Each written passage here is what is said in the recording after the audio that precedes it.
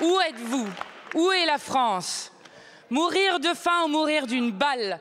Avez-vous vu les images insoutenables des Palestiniens abattus par l'armée israélienne alors qu'ils venaient juste chercher de l'aide alimentaire? Où êtes-vous? Que dites-vous?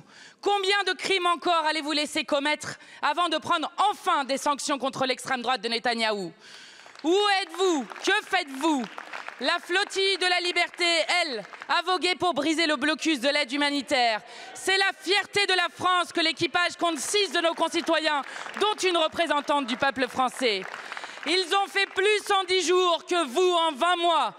Comme les dockers de Marseille qui, en bloquant l'export d'armes vers Israël, ont fait l'honneur de notre pays.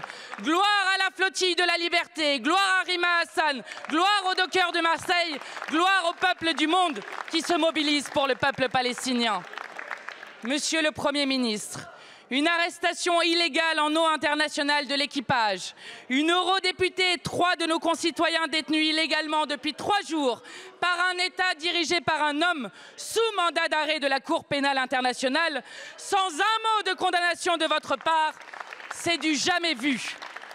45 000 mails de soutien vous dérangent plus que le blocus illégal qu'ils dénoncent. Vous manquez à tous vos devoirs, légalement, moralement, diplomatiquement. Et vous n'avez rien à dire quand une parlementaire subit le chantage insupportable de devoir reconnaître une action illégale qu'elle n'a pas commise. 20 mois de génocide, mais vous tergiversez pour reconnaître l'État de Palestine. Vous refusez l'embargo sur les armes et les sanctions contre Israël.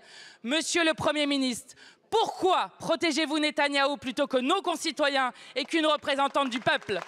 Pourquoi ne faites-vous rien pour faire respecter notre pays et le droit international? Je vous remercie.